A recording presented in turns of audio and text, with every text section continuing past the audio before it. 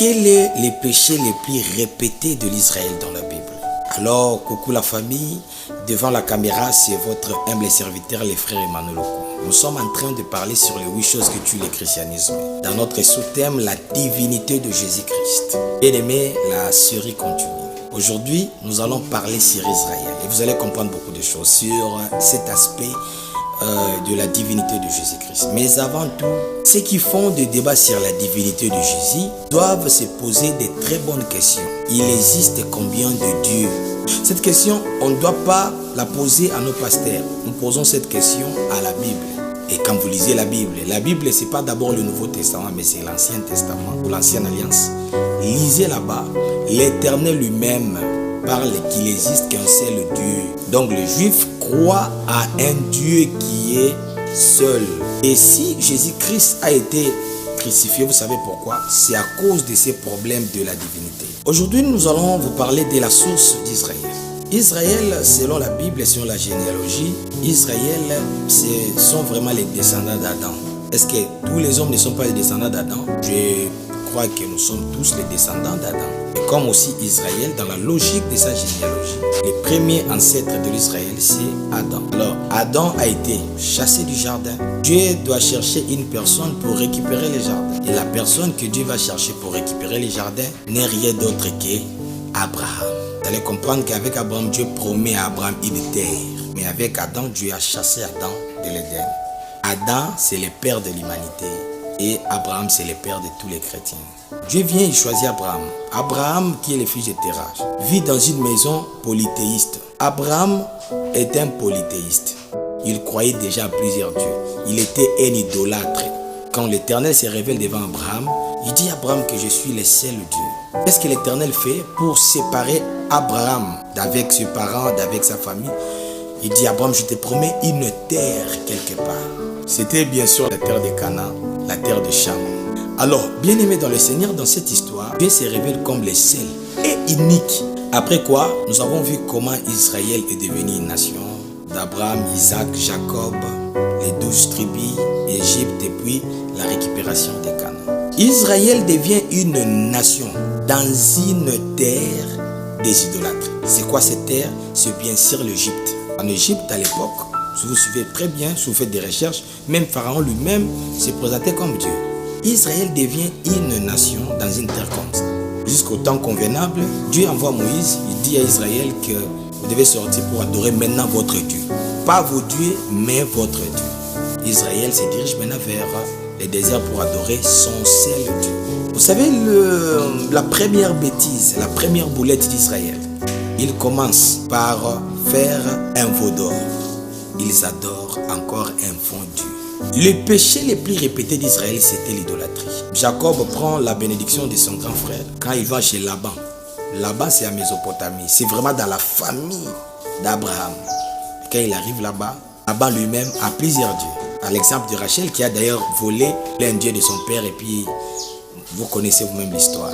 Le péché le plus répété d'Israël dans la Bible, c'est l'idolâtrie. Vous savez pourquoi? Parce qu'Israël ne croyait pas que l'Éternel avait la capacité de tout faire. Il y avait un Dieu, le Dieu de la récolte, le Dieu de la bénédiction, le Dieu de la fécondité, le Dieu soleil, le Dieu de la lune. Il y avait plusieurs dieux. S'ils ont un problème comme ça, ils vont essayer de parler avec un Dieu soleil. Lorsqu'ils ont un problème de la récolte, ils vont parler avec le Dieu de la récolte. Mais à la différence de notre Dieu, l'Éternel se présente comme le seul Dieu, mais qui fait tout ce que les dieux des païens font. C'est ça la différence avec l'Éternel. Et Israël n'a jamais accepté ça. Parce que vous allez vous rendre compte que si vous lisez la Bible, ils ont répété l'idolâtrie jusqu'au point que vous ne pouvez pas imaginer. Ils ne croyaient pas que seul l'Éternel peut tout faire. C'est pourquoi vous savez, nous dans la Bible, nous l'appelons Jéhovah Jireh, Jéhovah Nissi. Il a plusieurs noms. Et celle qui est capable de tout faire. Et avec l'idolâtrie, il y avait ça. C'est Dieu ici. Lui, il est capable de donner ça. Mais pour la récolte, il faut voir, c'est Dieu. Mais chez nous, maintenant, l'Éternel faisait tout. C'est ce qu'Israël ne digérait pas. Et ces problèmes a traversé Israël. Et nous sommes en train de vivre ça aussi. Beaucoup de gens ne croient pas que seul Dieu peut faire ce qu'il est en train de faire là. Ils pensent qu'il y a un Dieu le Père, Dieu le Fils, Dieu le Saint-Esprit. Jésus a dit, baptisons au nom du Père, du Fils, du Saint-Esprit. Ce sont des titres. Il n'a jamais dit, baptisons au nom de Dieu le Père. Dieu est le Fils. Il n'a pas prononcé de sa bouche le Dieu est le Fils, Dieu est le Saint-Esprit. Parce que ça n'existe pas dans la Bible. Dieu est le Fils, Dieu est le Saint-Esprit. Ça n'existe pas. Ça n'existe pas dans la Bible. Maintenant, nous les chrétiens, nous avons cru qu'il existe un Dieu, le Fils. Parce que lui-même, il ne peut pas faire ça. Il y a un pasteur ici à Kinshasa qui a dit, le Père c'est Dieu avec des majuscules, le Fils Dieu avec des majuscules, le Saint-Esprit Dieu avec des majuscules, mais le Fils n'est pas le Père n'est pas le Saint-Esprit n'est pas le Fils. Et il y a un internaute qui a posé une très bonne question, mais si le Père n'est pas le Fils, alors il y a plusieurs dieux. La Bible dit qu'il y a un seul Dieu. Le pasteur a d'ailleurs dit que Jésus-Christ ne faisait pas quand même de théâtre. Il priait, il parlait à une personne. Bien aimé, si vous lisez le livre de Genèse 6, 7, continuez, vous allez vous rendre compte que Dieu parle à lui-même. Quand Noé a offert à Dieu son sacrifice, la Bible dit que Dieu a parlé en lui que je ne ferai plus. Donc Dieu parle à lui-même. Le premier conseiller de Dieu, c'est Dieu lui-même. Je vais vous expliquer ça, je vais parler de ça, vous allez comprendre. Quand Moïse voit Dieu, Dieu descend sur la montagne, il se croise avec Moïse. Dieu commence à dire l'Éternel, l'Éternel, le Dieu puissant, le Dieu compatissant. Frère, avant que nous puissions adorer Dieu, Dieu lui-même se donne la gloire. Dieu lui-même, il parle de lui-même. C'est pourquoi je vais vous expliquer ça, vous allez comprendre l'importance du Saint-Esprit. Et je vais vous poser la question. Est-ce que c'est le Saint-Esprit qui prie ou c'est nous qui prions? Est-ce que ce sont des pasteurs qui prêchent ou c'est le Saint-Esprit qui prêche?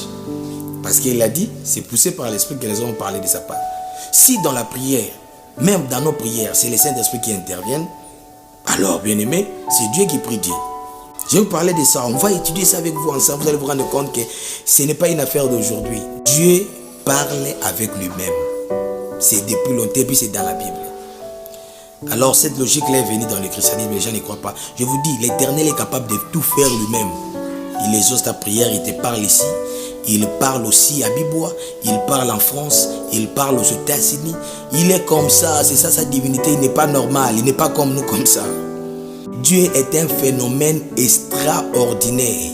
Cette maladie, de croire qu'il existe plusieurs dieux, j'aimerais vraiment vous dire que c'est déjà à côté, c'est déjà à côté de la plaque. Ne croyez pas qu'il existe plusieurs dieux. Lisez vous-même la Bible, vous allez vous rendre compte que Dieu parle lui-même, que c'est lui le seul créateur. Alors c'était un peu ça, toujours dans la divinité de Jésus-Christ. Posez des questions, écrivez-nous, nous allons vous répondre, que Dieu vous bénisse.